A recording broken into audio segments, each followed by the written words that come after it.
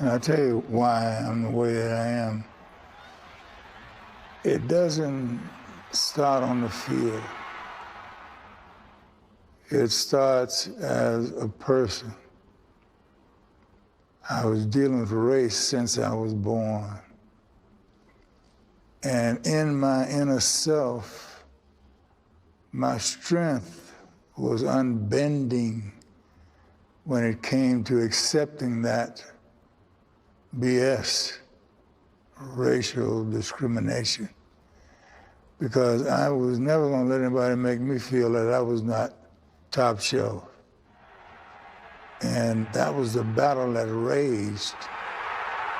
And I could use a lot of that on the field. You gonna be a football player when you grow up? Today is the best day of your life. Believe it. Give me 18 years of daylight. That's all. Greatest leader I've ever known. What a ride it's been! This is Jim Brown, the most devastating ball carrier in the history of football. Most dominant player to ever step on any athletic field.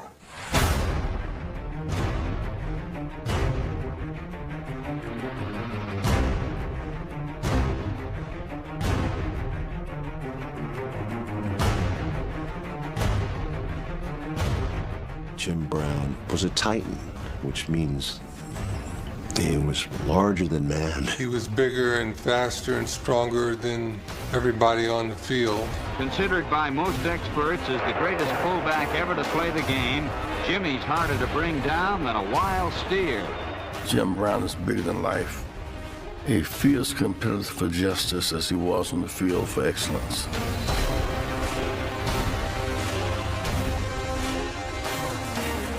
Here's a striking example of his individual brilliance. The creator said, I'm only going to do this one time in a very special player.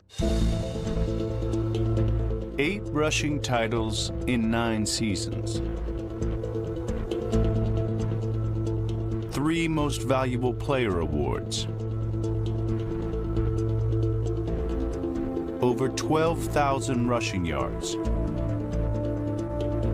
106 rushing touchdowns, all while never missing a game and retiring at the height of his career.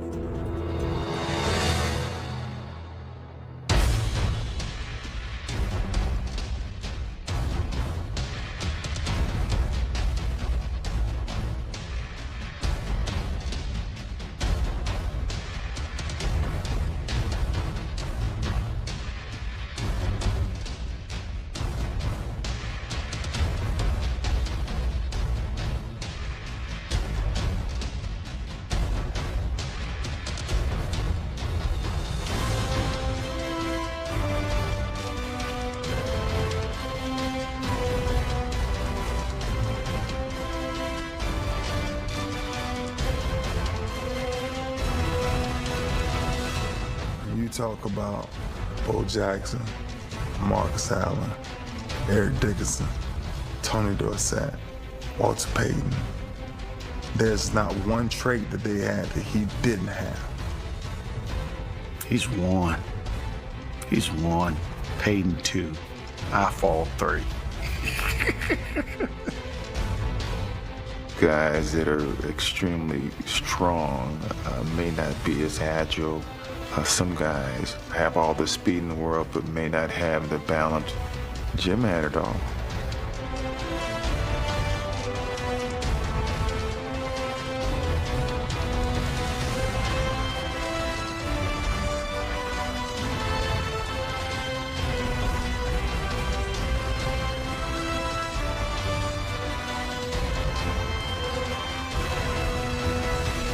His principal legacy is going to be what he accomplished as a football player. But Jim Brown was not principally a great football player. Jim Brown was a great man who just also happened to play a great game of football.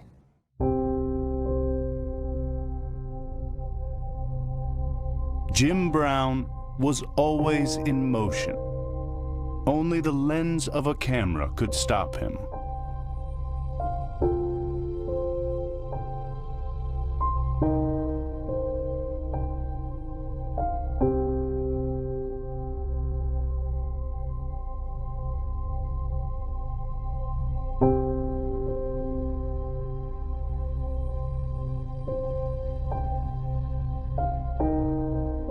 He left indelible images on Hollywood and as a community activist, but first on the football field, in a career that almost never happened at all.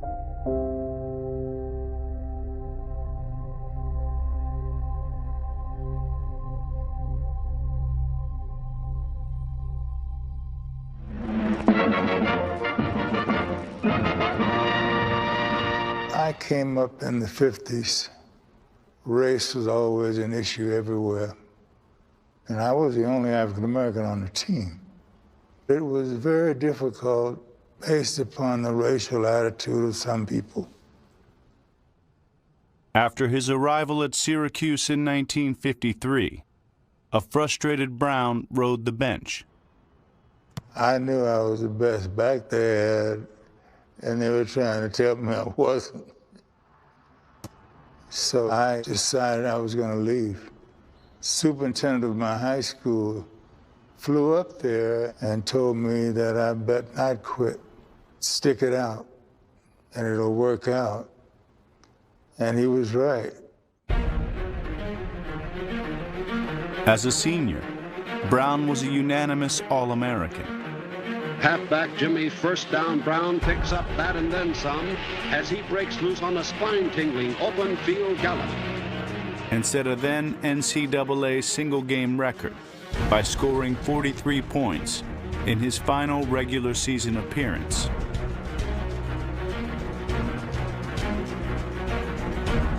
In 1957, he took his talent to the NFL, where he fell to a team worthy of his name. Jim Brown was not #1 on the draft list that year. Paul Brown wanted to take Lenny Dawson, a quarterback, and the quarterbacks he wanted were gone. I guess I'll just settle for Jim Brown. When you're a rookie, you have to step back. But I didn't have to do too much stepping back.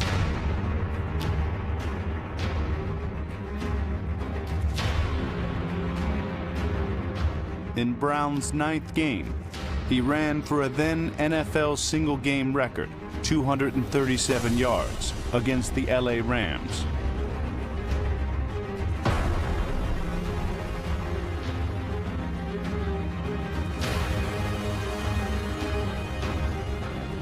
The coach liked me. I'll always remember. He said these words to me: "You are my running back. You are my running back." Those was the sweetest words I ever heard as a professional football player. Brown's 1957 season was a debut like few in sports history. Rookie of the Year, MVP, a league rushing crown, and All-Pro honors. But that was just the beginning.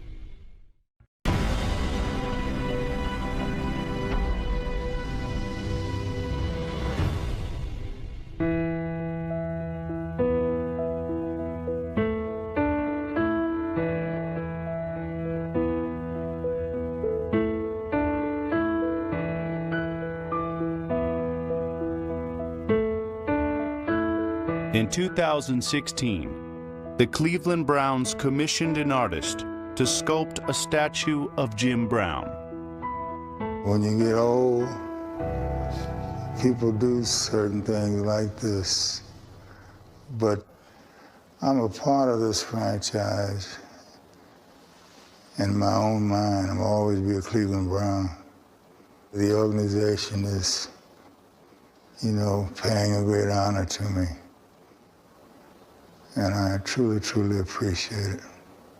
It's a little humbling because this guy is much bigger than me.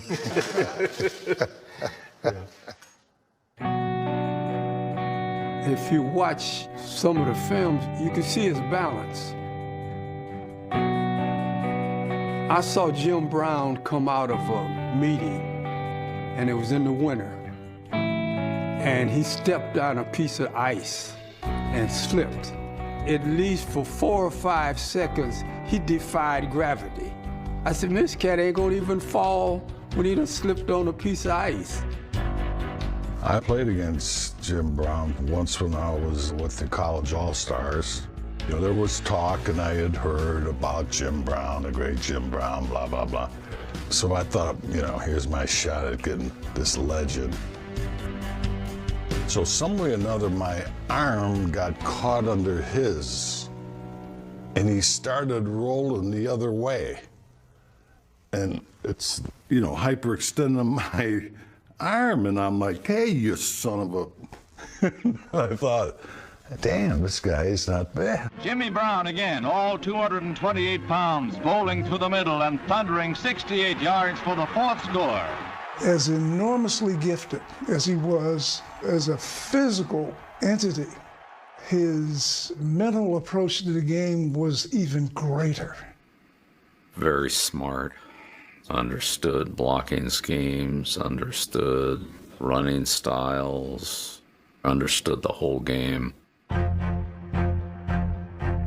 Every time the play was over, Jim Brown would get up and he would be the last one to stand up, and he would go back to the huddle very slowly. And then he'd get in the huddle and I'd think, my God, he's got to be hurt. And then he would just explode.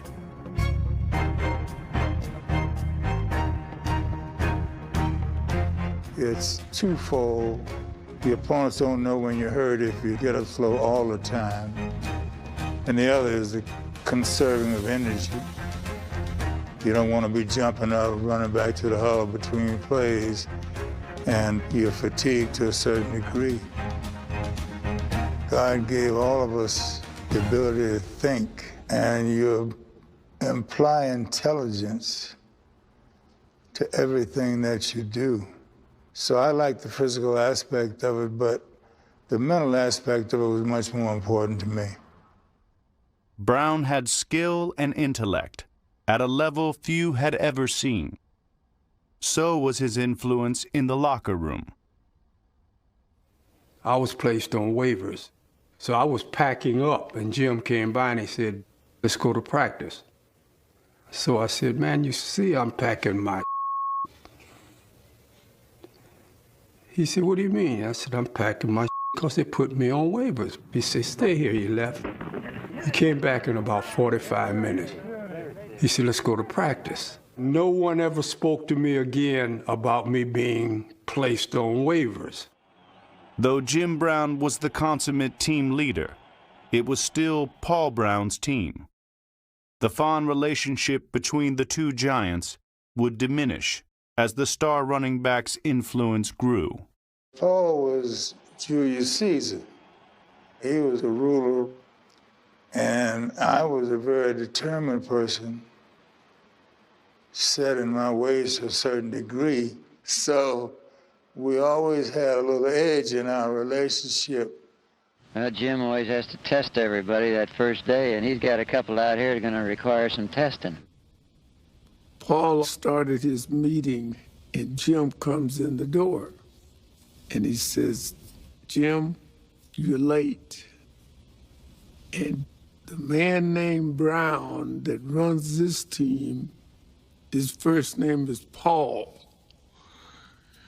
Well, as funny as we all thought that was, that you could not have heard anything in that room.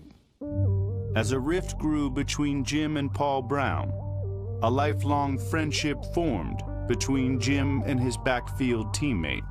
I met Jim in 1958, and when I walked into the training facility, the first guy I looked across and saw was Jim Brown. And I said, holy smoke. When you see a massive star like that, my first thought was, what do they want with me? Right away, I loved his talent. He was different kind of runner and had unbelievable track speed. He only won about 9 carries, and I needed about 25. That made us very compatible. On the football field, we loved each other to death. It was almost like we could read each other. We had an off-tackle play for me to sneak through on the defense. So he faked Jim out on like a flip and handed back to me. I had to break away because I can't get up the hole. I ran by Jim Brown and just handed him the ball. He goes the opposite way for 60 yards.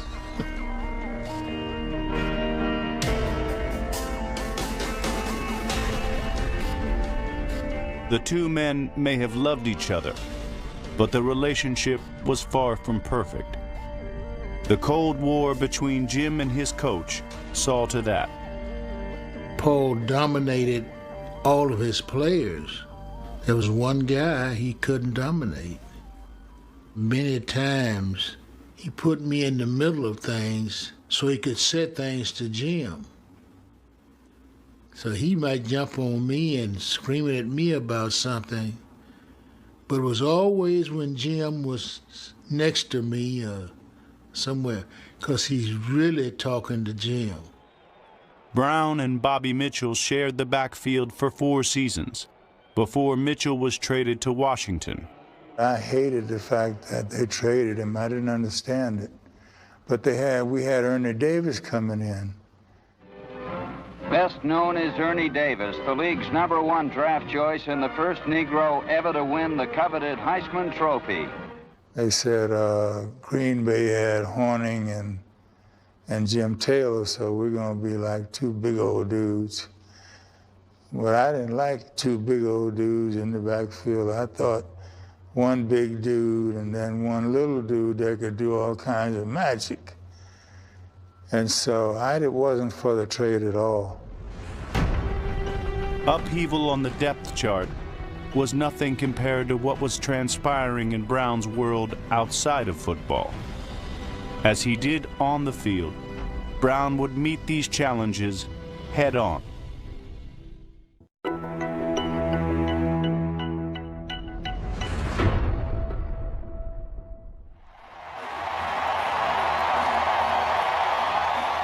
When you look at the NFL now, I mean, it's a league with a very large number of African-American players. Many of the stars of the game are African-Americans. This wasn't the case when Jim played. You know, you had African-American players in a handful of positions. All these old stereotypes, blacks not being smart enough to play quarterback, these were the perceptions. So Jim was a dominant black star during this time when there weren't that many black players. Gauntlet before the feet of tyranny, and I say segregation now, segregation tomorrow, and segregation forever. I was born black, but I didn't live black. I was trying to live the way that everybody else was living. But there was segregation at that time. There was discrimination. There was unfair situations. There was brutality. This country was a mess. We played the game in Florida. When the players got through getting their keys, the only people still standing there were the black guys, Jim and all of us. Manager came over and he said, "We got a nice hotel for you in Miami." He had never met Jim Brown. Jim said, "Wait, man." And Paul said, No. We're the Cleveland Browns. We don't separate. So you get keys for all of my players. And they came back and they said, "We can stay in the hotel, but we cannot go out any of the doors to the beach." And that was tough, looking out at that pretty water. But that was commonplace. We were coming out of an era in the 1950s when the model black athlete had been established around the attitudes of Joe Louis and Jesse Owens and even Jackie Robinson, where they had to go out on the field, go on to the track, go into the ring, do their job, and then leave, keep quiet, go back to the black community, and don't say anything. Jim Brown demanded his dignity. He wanted the same respect off the field that he got on the field. Uncompromising and unapologetic in his playing style, Jim Brown dealt with prejudice in the same forceful manner. I'm from St. Simons Island, Georgia, and my grandmother was working for this white family there as a domestic. And I had become somewhat of a celebrity because of my football in high school. And my grandmother said that this family wanted to meet me. So I went out to the house and knocked on the door, and they came outside to greet me, and never invited me inside. That was like a blow to my stomach. I did not like that. That told me how I felt about being equal and sharing the rights the same as any other human being in this country. Jim Brown really represented achievement for the black community, and he was so good that it didn't matter what color they were, they had to acknowledge him as the best in his field. And that meant a lot to black Americans in the 60s, when everything that any black person achieved was questioned as to whether it was significant. But there were no question marks about Jim Brown. When you're facing degradation, you can do three things. You can adjust, or you can be resentful and hostile, or you can resist and fight back. Jim always fought back.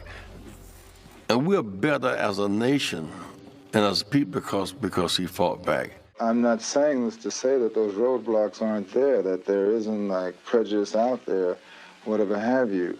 But you find it a lot easier when you are not concentrating on the prejudice that's there, but you are concentrating on the business principles that should be used. In other words, I don't go into MGM office and say, I'm black, man, give me a job. You're not hiring black people. I go in and say, here's what I have to offer, baby. I can do this, this, this, this, and this. Now, I would like this, this, and this in return. When you think about the 60s and you think about athletes and activism, this was the heyday of that era, the political black athlete. People remember Muhammad Ali refusing to be enlisted in the military to go to Vietnam.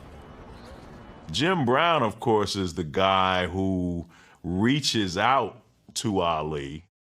The one great thing I will say about Jim Brown is that whenever Muhammad needed him, he was there. Jim was always a little protective of Muhammad, sort of, you know, when I'd see them together, it was always like, you know, the older brother looking after the younger brother, even though the younger brother was pretty confident himself. Ali was a friend of mine and very outspoken, very courageous young man. Ali was anti-Vietnam War and refused to report for service because he was a conscientious objector based upon being a Muslim minister. Jim calls me and he said, get the guys together. We gotta support the champ. The great thing about this, every single guy I called, Bobby Mitchell, Willie Davis, Kareem, Bill Russell, they said, we'll be there. But it came about because of Jim's relationship with the champ. If you go back and look at that picture, this photo was the very cream of the crop of not just black athletes, but athletes, period. For me, that picture signifies the increasing willingness of black Americans to come out of their comfort zone and confront the powers that be on issues that were important to us. Well, it's one of the great times in history without us trying to do that. When you challenge the United States government, the government do not take that lightly. But these young people dealt with a principle. They thought Muhammad Ali should have our backing, and that's what we did.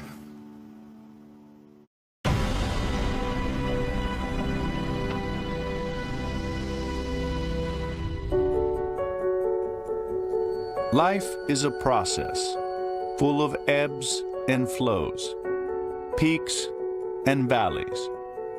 Jim Brown's peak on the football field is unmatched in NFL history. A defining illustration of Jim Brown, the football player, was his performance in 1965. A career-high 21 touchdowns, a third MVP award, a record 8th rushing title. But this, perhaps his best season, would also be his last. Jim was doing a movie called Dirty Dozen, and Jimmy told us that he'd be back maybe a few days late. So our MoeDee called him and said, "Jimmy, you're going to be fined $100 a day. You better get back here." Jimmy said, "I retired. Nice playing football." That's how it ended. My original intention was to try and participate in the 1966 National Football League season, but due to circumstances, this is impossible. I want more mental stimulation. I want to have a hand in the struggle that is taking place in our country, and I have the opportunity to do that now. I saw so many great athletes who went past their prime, and it became a sadness. I was MVP of the league, and we played for the championship 2 years. There wasn't too much more I could do in a team sport. After being a leading man on the football field, Brown became an actor in Hollywood. He took on the unwritten rules of the movie industry with the same force he'd used to level linebackers. I'm making more money now. I'm a rookie in a new career, a very glamorous career, a career that is more worldwide renowned than football will ever be. I saw the movie industry as a out for whatever desires I would have. You had the same kind of visibility, and you could break down more barriers because the movie industry was very segregated, and there were things that black actors were not supposed to do.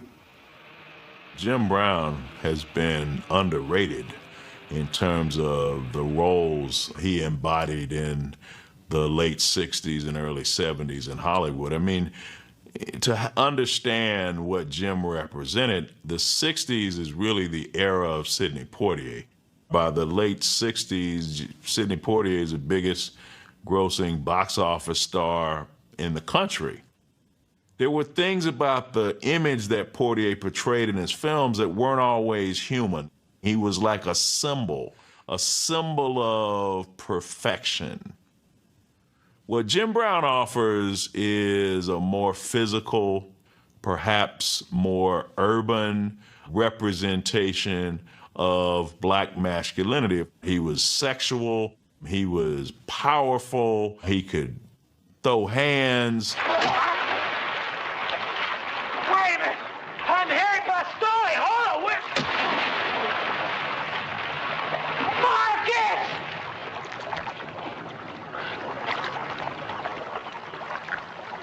That's the password, baby. Well, how can I remember all that? Because if you don't, you're dead. You didn't see Sidney Poitier do this. I have appreciation of Belafonte and Sidney and Sammy Davis. They were all great in their own way.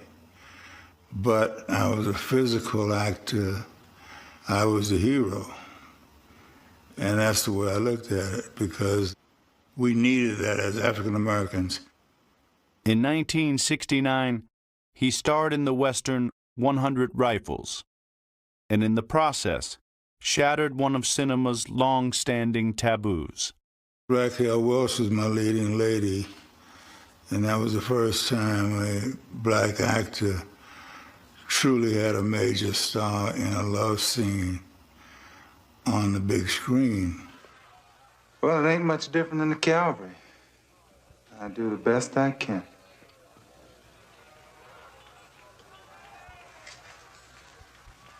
Well, that is a hard thing to do. For all the bad things I have said to you.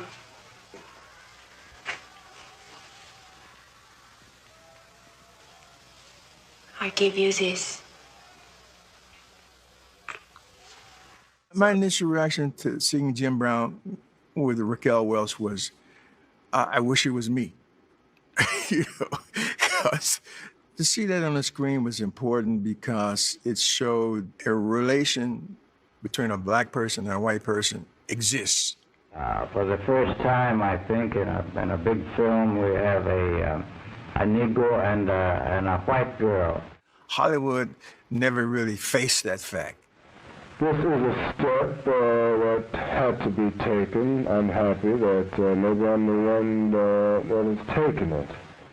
One of the taboos that had long existed in America was this idea that black men were going to take white women. It's really old sort of stereotype that comes out of slavery. And so to have a film where you have not any black man, but one of the most visible black men in the country have sex with this white woman who's been put up on a pedestal as a white sex symbol was really profound.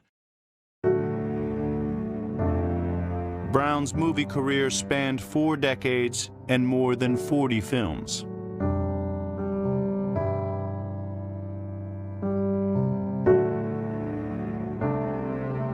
We made Any Given Sunday in 1999. It was a real pleasure to cast him. I wanted a veteran who could act, and Jim was my choice. I don't think I ever looked at anybody else on that role.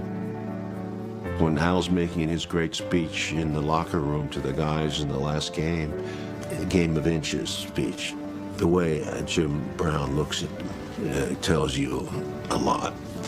And he gives Al, because Al's shorter, gives him respect. That gives him screen credibility, you see, as a coach, when you have Jim Brown around the coach.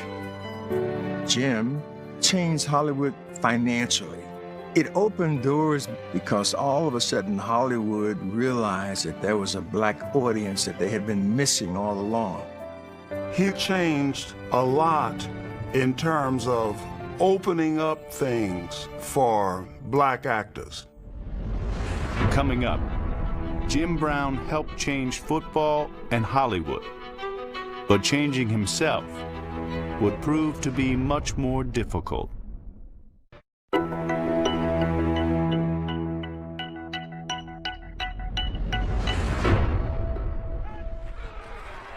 Jim Brown may have been the perfect football player, but he wasn't a perfect man. There would be times, even in a discussion, he could get upset if it looks like I might have got the ups a little bit. I was always kind of careful with that because he didn't take to anybody not being dominated by him, on or off the field. He's a very silent person. As a matter of fact, the Jim you see on Monday might not be the same Jim you talk to on Wednesday. You know, he's done that to me a few times in our relationship. I go, hey, Jim, man, what are you doing? You talking to me, man? Yeah, I'm talking to you. You in front of me talking to you. I met Jim. It was me, Ronnie Lott, and Dennis Smith. We went to his house, and we were outside in his front yard playing basketball and doing fairly well. And and then all of a sudden we noticed a change in Jim. There was a physicality that rose to another level. I kind of backed down. I didn't want any parts of it and stuff. And he was Jim Brown, man, you know, so, and he was still built like a, you know, like a god, dude. I mean, he was chiseled in stone, you know. We got the message. we got the message. Brown's intense nature resulted in accusations of a darker sort. Well, I felt that the case was pretty cut and dry. I felt that all the evidence proved that this was a preposterous accusation. Near around the time that his career was ending, a young black woman named Brenda Ayers said that he slapped her. One time, the police were called to his house, and Jim pushed this officer out of the door. And another time, he had an incident with a golf pro. They argued over the placement of the ball, and Jim got a little rough with the golf pro. They did something because they wanted to get a celebrity black male who they haven't broken yet. They've broken most of them, but they haven't broken me. Between 1965 and 1999, Brown faced multiple criminal allegations. And in 2000, after vandalizing his wife's car, he was sentenced to a 6-month jail term for refusing court-ordered counseling and community service. We've had our issues. I mean, we've had some things, but he's flawed, but is willing to change. I mean, that's all that any of us can do. There are things that I did that was wrong, and there were things that I was accused of that I did not do. And to try to explain it would be to make an excuse for the things that I did that were wrong. But I'll tell you something, as I sit here now, I wouldn't think of trying to do anything wrong. I've learned how to allow a person to slap me, and I've learned how to turn the other cheek. I wish I had the intelligence to apply myself better at a younger age to make better decisions. Brown has used the lessons he's learned to help others. When Jim started to deal with gang members and former gang members, we were averaging in Los Angeles between 12 and 1,400 murders a year. We haven't been over 300 in the last 5 years. So you're talking about gang banging at its height. And I can remember being on the streets and hearing these stories about Jim meeting with Crips and Bloods at his house. And I'm saying, okay, this brother, is he crazy? But he really wanted to affect change in the streets, and he knew he had to get guys out of their environment to open up. When I first met Jim, man, mid-'80s, I was a pretty active gang member, right? Had a thriving career in gangsterism, right? We pile in these cars, and we go up these winding hills of Hollywood. We cross Hollywood Boulevard, we cross Sunset. Mind you, we have never been north of Pico. And we go down this long, beautiful driveway, and there standing in the driveway is the great Jim Brown. And he just opened us his open arms, brought us in his house, and we just sat there and talked based on kind of us talking to him on what the situation was in the streets and him telling us what the situation was in life. and he came up with the Amer-I-Can. Founded in 1988, Amer-I-Can was Brown's answer to the epidemic of gang violence in the inner city. I don't think that there can be anything any more important than to keep young people from killing each other. Over what? A red rag, a blue rag? That's a terrible mindset to think that there are thousands of young people out there that's willing to shoot someone or willing to go to the penitentiary, as if that is some sign of glory. The approach was to go into the belly of the beast and turn those lives around. We're not going to change this world through guns and soldiers and violence. It will be through love and understanding. And the first person you've got to love is yourself. I was there for graduation. We met with gang members in a room where it's some pretty heavy conversation. I was worried about, 3rd and 5, and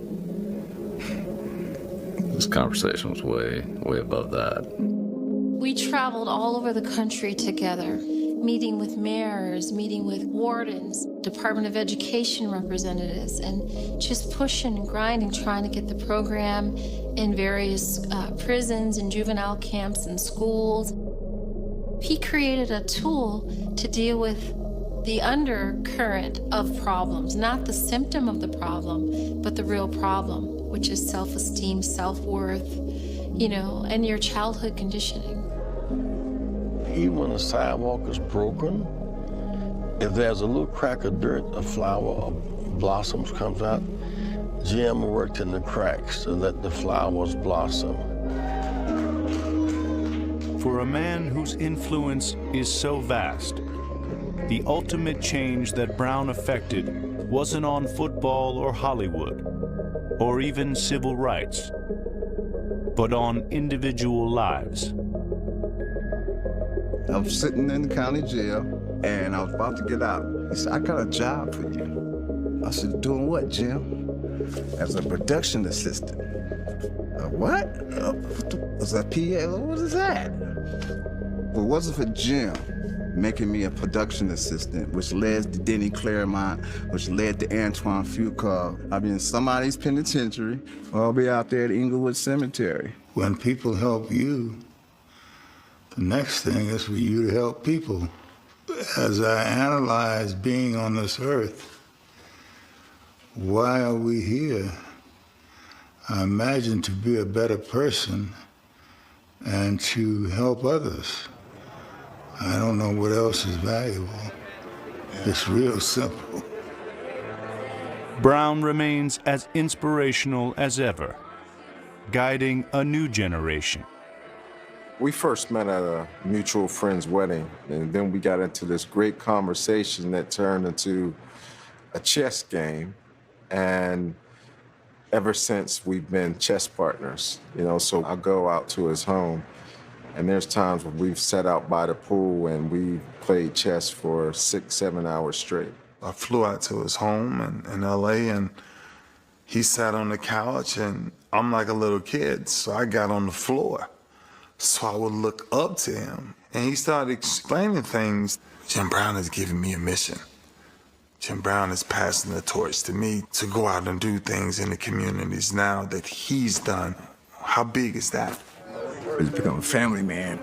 He's got kids. I think he respects other people's space more than he did before. He's mellowed. He has realized we have to take everybody's perspective into consideration before we move forward. When you think about historical figures, many of these individuals were excellent in one area. Jim's a guy who managed to impact multiple areas. The change that he represented, I think he's one of the most important athletes and one of the most important cultural figures in American history, plain and simple. Up next. This represents one of the highest moments in my life. Well, what do you think?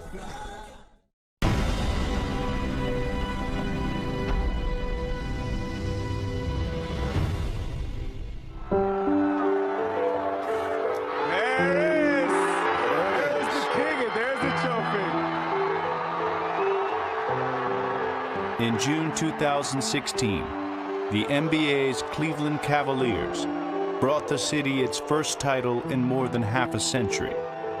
Taking part in the festivities was a familiar face. So what we have to do is pass the torch. We have to bridge the gap between 1964 and 2016. When Jim Brown handed the Larry O'Brien Trophy over to LeBron James, it was one of the best sports moments in Cleveland history. I don't think there were too many dry eyes at that parade, and of course there were 1.3 million people there.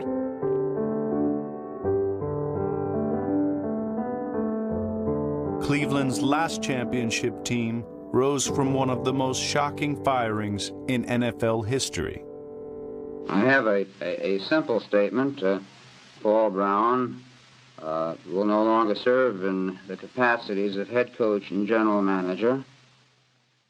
After the 1962 season, Art Modell bought the team.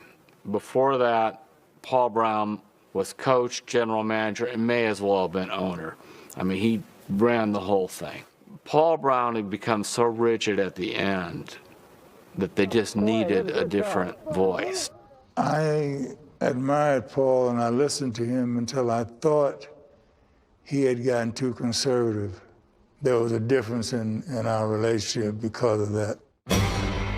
In his first season without Paul Brown, Jim Brown thrived, setting an NFL single-season rushing record with 1,863 yards. That greatness was on display from the start of the '64 season, with the Browns winning 8 of their first 10 games. The season culminated in the 1964 NFL championship game against the Baltimore Colts. They had, 7 or 8 Hall of Famers on that ball club. But the advantage is we got them at home. Jim and I, just before we got ready to leave, in comes the Colt Corral. They come as close as you and I are right now, and they play taps.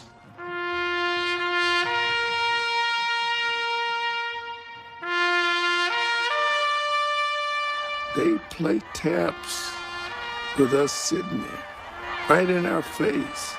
We didn't say a word. Just before the game, he said, we're gonna kick the hell out of them today. Now the game is in the hands of the men. Men like Jim Brown, the greatest running back of all time.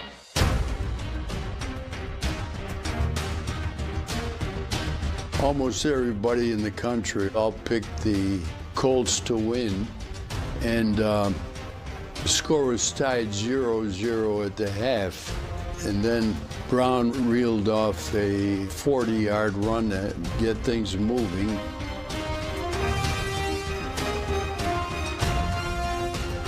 The championship game was a great game because it was a team victory.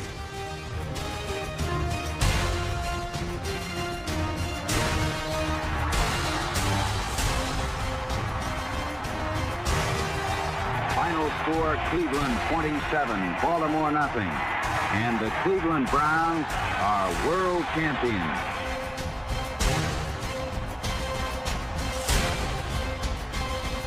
The 1964 team was so vitally important to the fabric of Cleveland because it endured for so long. To have that stand as the last championship for generations and generations of people, it was just held in highest regard and highest esteem. And I want to thank all of you for this representation. I haven't seen the finished product, but I hope it looks like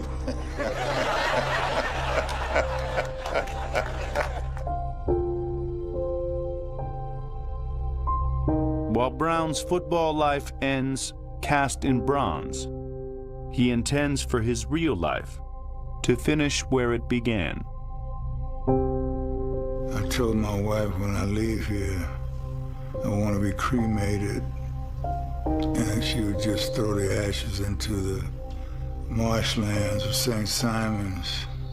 I'm not interested in people going to a funeral. The purity of my situation is to just leave here and let people think and feel whatever they feel and think. I'm definitely not trying to get validated. Because most of the things that you do that are really good, people never get a chance to know about them. And if you're sincere, you don't care. Life, like a snapshot, is a gathering of fleeting moments in time.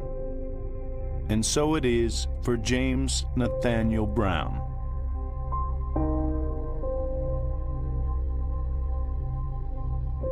His cannot simply be categorized as a football life, or a Hollywood life, or an activist's life. It's a full life, a flawed life, a uniquely American life. That is the life of Jim Brown.